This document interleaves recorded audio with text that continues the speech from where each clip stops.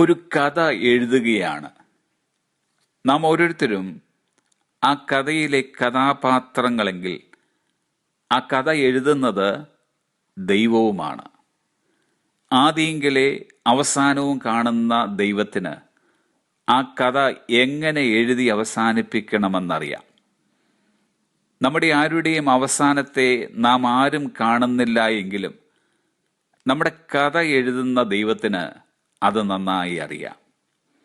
കഥയിലെ കഥാപാത്രങ്ങളായ നാം ചെയ്യേണ്ടിയത് എഴുത്തുകാരനായ ദൈവത്തിൽ ആശ്രയിച്ച് കഥയോടൊപ്പം വിശ്വാസത്തോടെ യാത്ര ചെയ്യുക.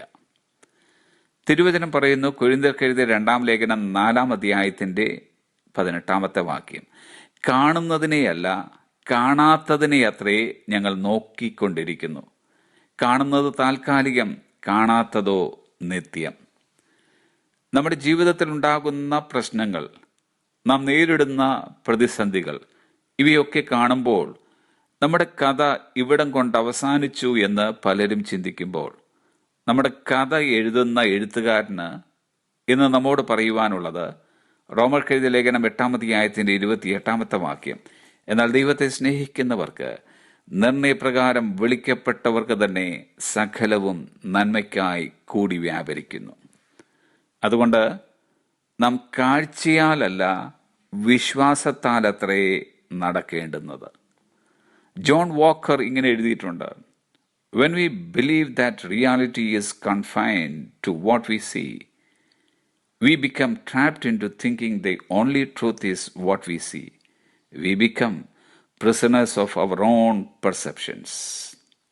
യാഥാർത്ഥ്യം നാം കാണുന്നതിലേക്ക് ഒതുങ്ങുന്നു എന്ന് വിശ്വസിക്കുമ്പോൾ നമ്മൾ കാണുന്നത് മാത്രം സത്യം എന്ന ചിന്തയിലേക്ക് നാം കുടുങ്ങിപ്പോകുന്നു.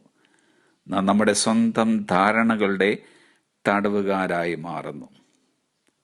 നമ്മെക്കുറിച്ചുള്ള ഒരു നല്ല കഥയുടെ ഒടുക്കം നമ്മുടെ കർത്താവ് നമുക്കായി കുറിച്ചു വച്ചിട്ടുണ്ട്. അതുകൊണ്ട് നാം ഇപ്പോൾ കാണുന്നതും കേൾക്കുന്നതിലും അടിസ്ഥിതമായ ധാരണകളെ മാറ്റിവെക്കുക. Fix our eyes on the unseen and not on what we see. കാണുന്നതിനെയല്ല കാണാത്തതിലേക്ക് നമ്മുടെ ദൃഷ്ടി വയ്ക്കുക. Have a blessed day.